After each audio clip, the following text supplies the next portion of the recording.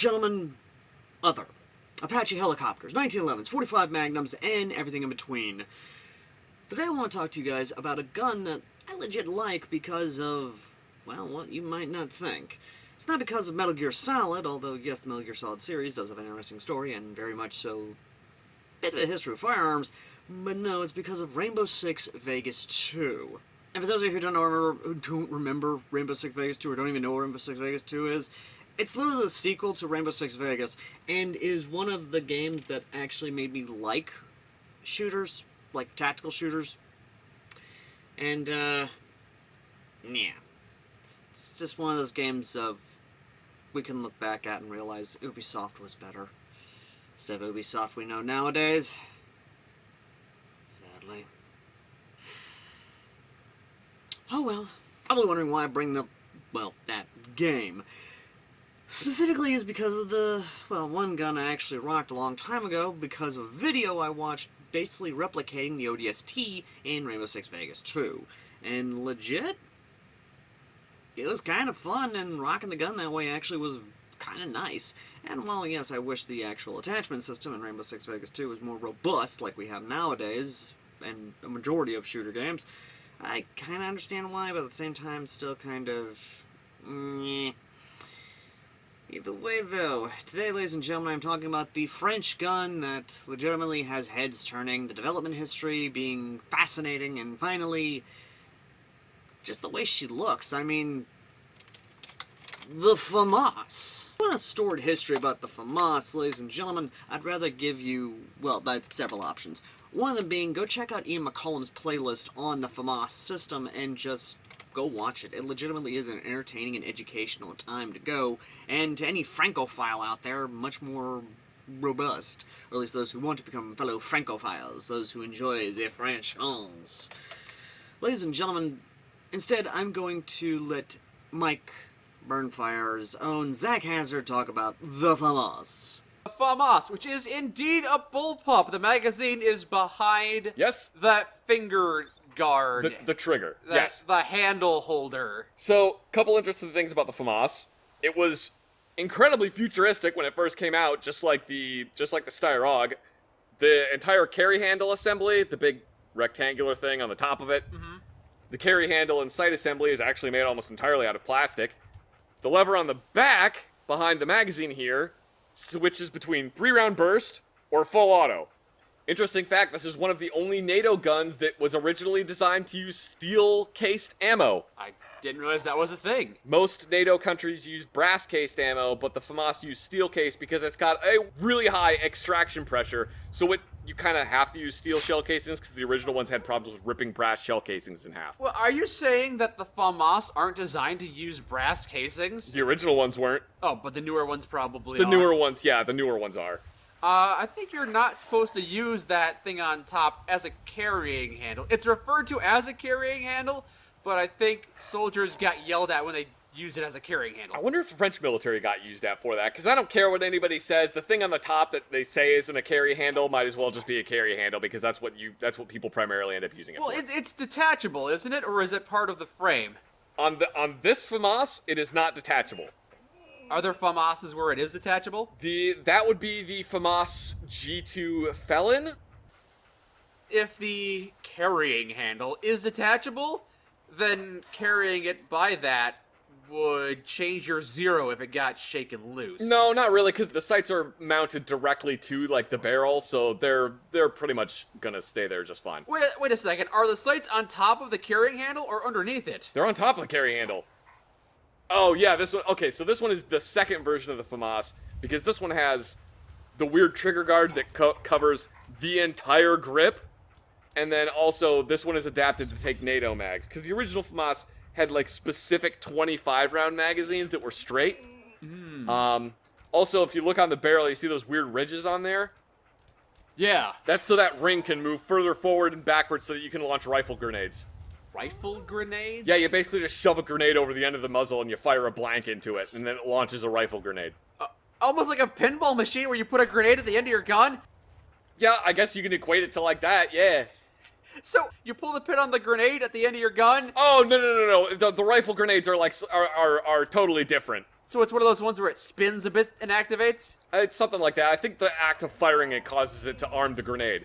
Okay, but still though, you're basically launching a grenade by firing a bullet at the grenade. No, it's a blank. You shoot a blank. What if you forget to load blanks in there? Um, Then you're just shooting a bullet at a grenade that's point blank. Yeah, I think they technically have safety mechanisms that should keep them from going off, but I still wouldn't want to do it. Yeah. Yeah, so I'm like hella stoked we got this thing. The FAMAS has a stupid high firing rate. Yeah, as you can see. Yeah. So you might recognize the FAMAS from the game Metal Gear Solid. That is the first time that I saw that. Yeah, which a lot of people, myself included, thought it was kind of weird that it's a bunch of U.S. Special Operations soldiers in Alaska using French-made assault rifles. That is weird. You know why they use the FAMAS in that game? I don't. Because it's super blocky looking, and it made it really easy to render it on PlayStation 1 graphics. Really? Yeah, that's the entire reason they use the Mark 23 SOCOM as well, is because it's an incredibly blocky looking handgun. All right. Doesn't have anything to do with its performance or its history. It's just that it's blocky. So that's the reason they had a French assault rifle. That's it. That is the reason that it was a bunch of U.S. troops armed with a French assault rifle. I think they had some reason in-game why they were, but I don't remember what it was. Be it real still airsoft, the FAMAS is a rare sight to see on the field.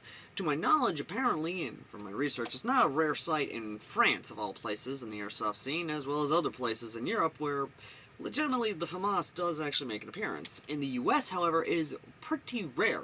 I myself have only ever seen it once at Tupelo Airsoft Club, and now I own a FAMAS, because I was able to get one in a deal.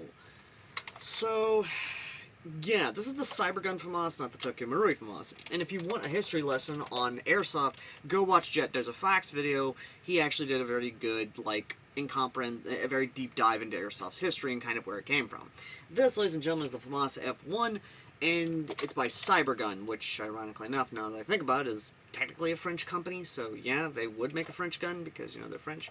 14mm negative threading, actual replicating the grenade lugs for rifle grenade, and all the other doodads and stuff that I legitimately have no idea about. It has one rail that you can remove, and it has a much great bipod that legit does work, and I'm very happy for. And I will keep on here because, honestly, it does work.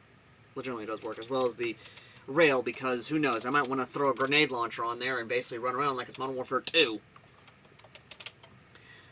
Now, one of the neat features about the AEG is the fact of, well, not just the iron sights and all the other doodads and stuff, but unlike the Tokyo Marui variant, which has a lot more bells and whistles, this one has a redundant safety system. I have several questions. Now you're asking, what do you mean by redundant safety system? Well, the safety system on here is actually redundant, well, not redundant to most, but redundant to many. You have your first safety, which is right here by the trigger, which is replicating the actual FAMAS, which is a flag-type safety. And then you have the secondary safety, which is this right here behind the magazine, which first click is semi, second click is full auto. And if you're on the field and you're trying to figure out, hey, what am I doing? That first click is semi-auto, and the second click is full auto. That is going to cause you to kind of have to know the manual of arms. Now, to get to the battery setup, it's, again, not that hard to do. However, you have to do a little something more. We'll get to that in a second, though, because I want to talk about the magazine here. While many will go looking for the FAMAS, nowadays we'll see that the modern FAMASs take the standard Stanag-style magazine of the M4 M16, or the Armalite rifle system. This one, however, takes the proprietary magazine, which of course is a 25-round magazine. This is a 300-round high cap, and sad to say, these magazines, the original ones, when this was first coming out, was designed to be disposable. They were not meant to be saved. They were meant to basically be just thrown away. Nowadays, we've learned that lesson and kind of learned, no, we want to keep the magazines and we want to be able to keep using them because, many factors. Anyway, and it is a reverse rock and lock, where instead of putting it like this, you want to put it back first and then rock forward, which, again, is kind of interesting, I'm not going to lie. How to get to the hop-up is another neat little feature, because while, yes, this charging handle does technically work, it doesn't work in the sense that you might think. No, what you want to do is you want to take this right here and just pry her off, and that's where you get your hop-up. And you can leave this off if you want, but a lot of people don't. They'd rather leave it on here just so, you know, one of those woolly things, and it's kind of stupid-proof how to set her in, because, you know, it kind of sits flushed with the ejection port. Just saying. Now that's out of the way, let's talk about the battery compartment and kind of how to get to the battery. So to get to the battery, you first take this, you press a button here on the grenade lug, and you push her forward. I push all the way forward just because, yeah. Then you take your safety flag here, and you can do this either way. Me, because I'm right-handed, I do it to the right, you push that all the way up, and then you just take that, and she comes off, revealing a pretty spacious battery compartment, but not too spacious. It won't. You could fit stick batteries in here if you wanted, but it does reveal a fuse. So if you want to rewire this to where it is straight wired, you could, or rewire it to Dean's, either one. Like, that's how you access it, more or less. And then of course you just get this on here again. Let's just get it on here. Make sure it's nice and taut. Get nice locked down, lock this down, it's locked down, but again, for the extra redundancy, you put the grenade lug ring back down that way. But, either way though, I have gone and talked on about this for a while, like I said, 14mm negative, which by the way, before I get into the gameplay footage and then the final verdicts and stuff, you might want to go ahead and realize there is a screw on here, a grub screw, that will prevent it from being undone, and will actually screw up your threading if you forcefully try to get this undone. So yeah, you might want to realize there's a grub screw that you have to undo. I was able to get it undone with a Phillips head screwdriver, but you could get it done with, because the way it's molded, it's got this weird wax in there that basically conforms to it. It's weird. It's weird. That's all I'm gonna say. Moving on though. Let's get to the gameplay portion of this review, and then we'll get to the gripes I have with it. Good luck, boys. There it goes.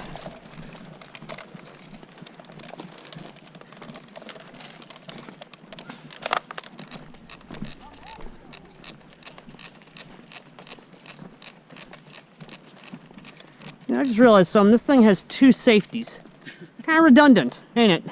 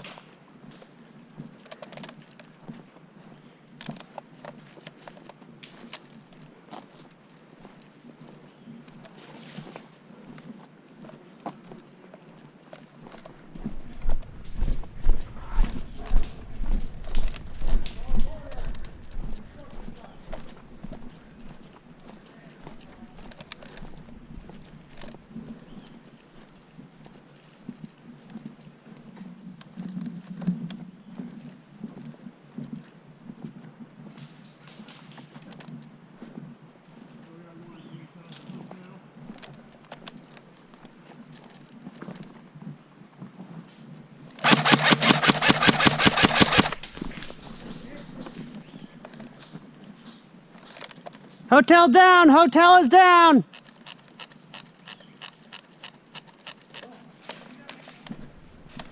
Trigger's a little sluggish.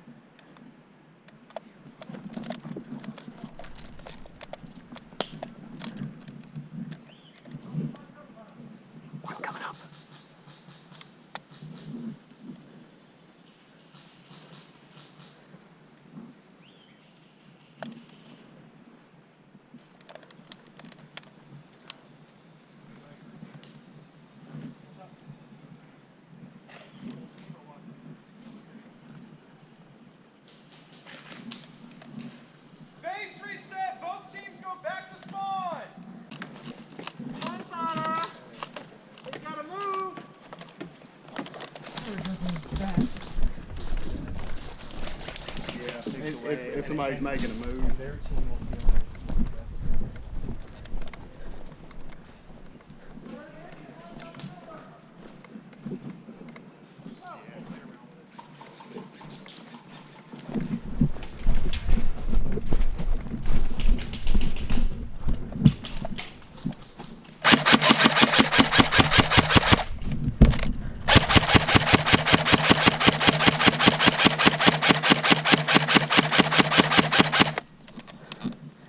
One inside hardware!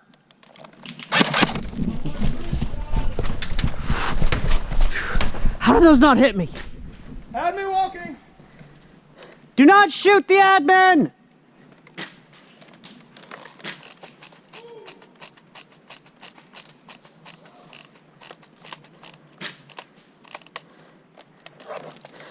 That's a lousy shot. We got one guy in the back of hardware.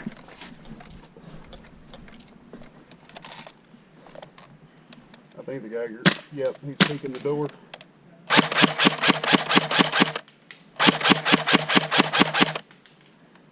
If I had a grenade, I'd happily walk over there and throw it. Oh, we got movement. That was admin, never mind.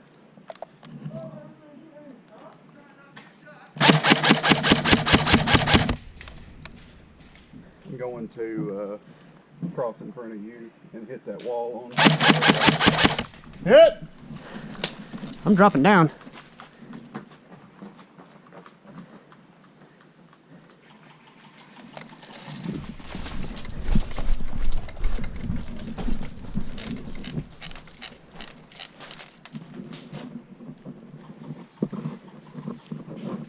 So if the helmet system works at least.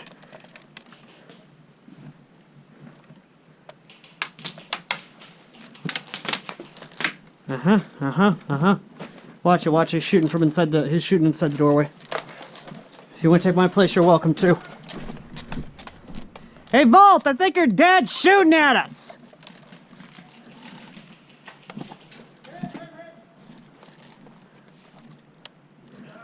Oh, someone got him, awesome.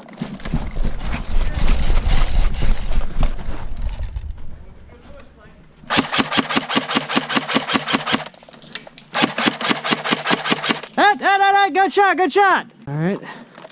I was in there shooting my dad. You want to go that way then? Because your dad's in hardware. I know.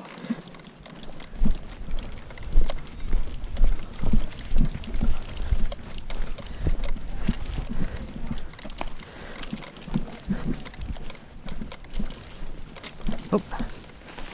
Let's see, don't forget that.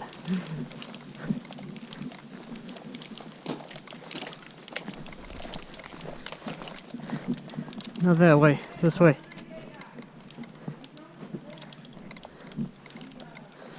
Hey, you don't want to go that way. They killed me. I say you don't want to go that way.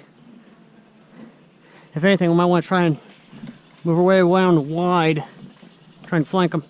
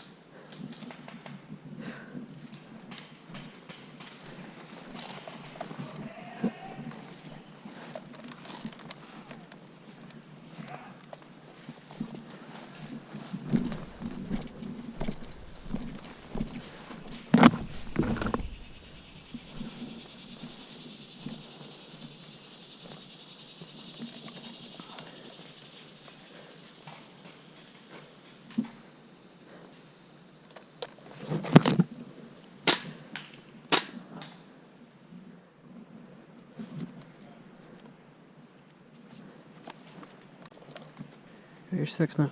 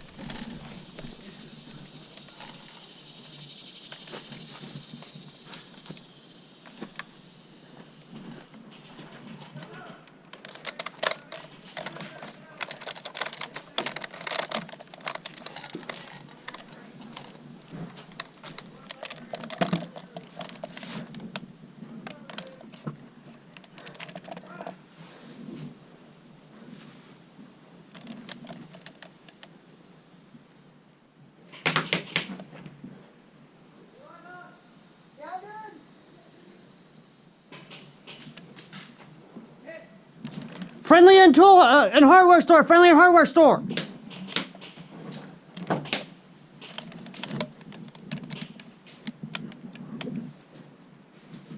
Where is he? I said friendly and hardware store.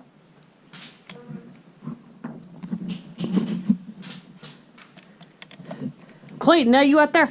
Yo, Al. Yo. You know where Upload's at? Negative, but if you can get in here, you can peek through the cracks and find them. Back way's clear. Guys covering that way.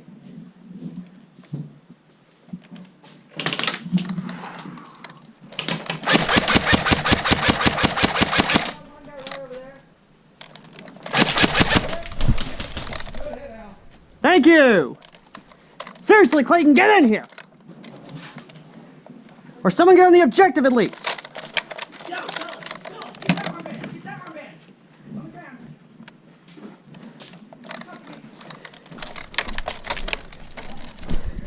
At least I got a bipod kill.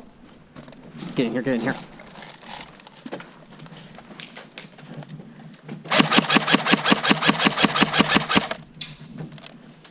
Water tote, my direct 12.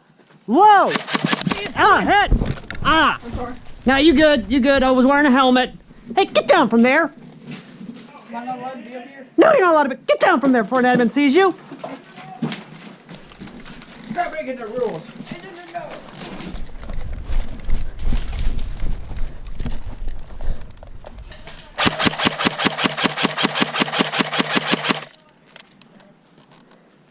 One down, okay?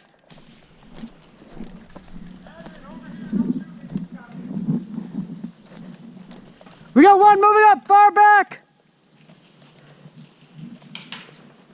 Keep your heads down. If you can get in the Long Johns, you got a perfect line of fire on them. Is there one in the Long John Silvers? Negative. But if you can get in there, you got a perfect line of fire. In here, in here. Yeah. Hold on. Game over!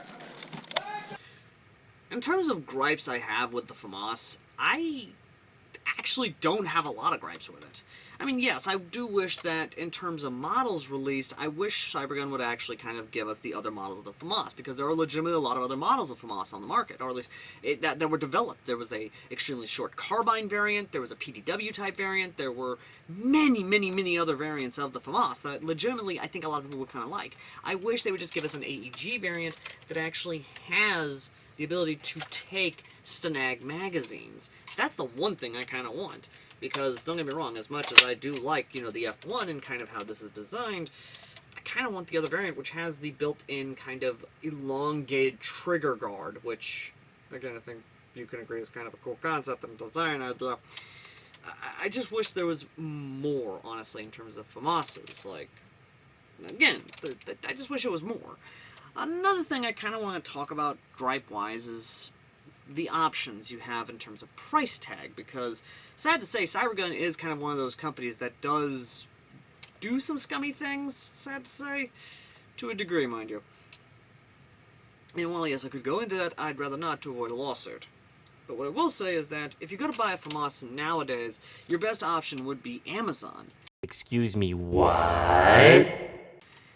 Yes, you heard correctly, Amazon, because if you compare Amazon's listing to the e-bike listing, then you will see that in terms of price tag as well as actual availability, the Amazon listing is a lot better because it's basically the same gun, just a lot less, and not basically railroading you, more or less. Not only that, but the Amazon listing, unlike the e-bike listing, actually gives you the battery and charger and magazine, but not trying to, once again, kind of, you know, get more money out of you. Because don't get me wrong, e-bike is a good company to a degree, mind you, but sometimes their business practices kind of make me question them a little bit in terms of, like, the common guy who might not have the money to actually get what they're wanting to sell. Which is why a lot of times people will go to Amazon, because Amazon is not only more convenient, but in their minds much more better on the long run. And a lot of companies are now kind of realizing that, especially Lancer Tactical, who, well, not just Lancer Tactical. You know, I might just do a separate video on that topic. Yeah, I'm just going to do a separate video on that topic. Look forward to that video. But what I'm trying to say, ladies and gentlemen, is that if you guys want to get this one yourself, there will be a link down the pinned comment to the Amazon listing for the FAMAS. And again, this legit is actually a really cool gun, and I actually let one of the guys rock it. And if he does show up in the comments section, he can kind of tell you guys, hey, this is kind of my experience with it, and, you know, whether or not I want one. And the sad thing is that the magazines themselves are kind of 20 bucks a pop, basically, sub $25 a pop. So yeah, if you're going to rock a FAMAS, do the paintball thing. Have a bottle of BBs on you, have something to basically pry open this door, and then just go from there. And while, yes, many will kind of point out the fact of, hey, what about mid-caps? Well, the mid-caps are also kind of not cheap either. But, either way, though, the final verdict for the FAMAS AEG is no more, no less than a 9 out of 10. You're probably wondering why it's not a 10 out of 10. The reason it's not a 10 out of 10 is mostly because of the battery space and the fact it's a bullpup. A lot of people are not going to be able to do the bullpup thing right out of the gate. But it's still a must-own for those who love the Francophileness of the FAMAS, who are fellow Francophiles, those who legitimately enjoy French guns, those who legitimately enjoy just being different, being unique, being literally those kinds of people who not only, of course, rock the FAMAS, but also the Rhino, the Chopper Rhino, or the Unica 6. And that's about it, ladies and gentlemen. So, if you happen to have a FAMAS, and you rock a FAMAS, let me know in the comment section down below why you rock it, and why you like it, and what you kind of know the FAMAS from. I legitimately want to know. But, as always, ladies and gentlemen, I've been AirsoftAL. If you want to help out the channel, consider checking out the links down below, especially now that we've got blanks in thanks to you guys, and are going to be reviewing a blank grenade in the near future. Not only that, ladies and gentlemen, but there is a lot more in store down the line before I take my annual break, because legitimately I am starting to feel tired, and I may be taking a month-long hiatus to kind of rest and recharge. But, again, if you guys want to help out with stuff, again, links down below, not only to our PayPal and Cash App, but also to all of our partners who have decided to help out the channel and the content we do. Most of them are just referral links, and anything you guys buy from them helps me out and the channel out greatly, especially now that we're getting more content creators joining the channel. Or at least 2 of them, to a degree. Shadow Trooper, aka Merc, and of course my buddy Ander. And as the channel grows, so does the content. And kind of what we do. Because it's what I do. But either way though, ladies and gentlemen, I hope you enjoyed the review, and next time we take a look at an American classic.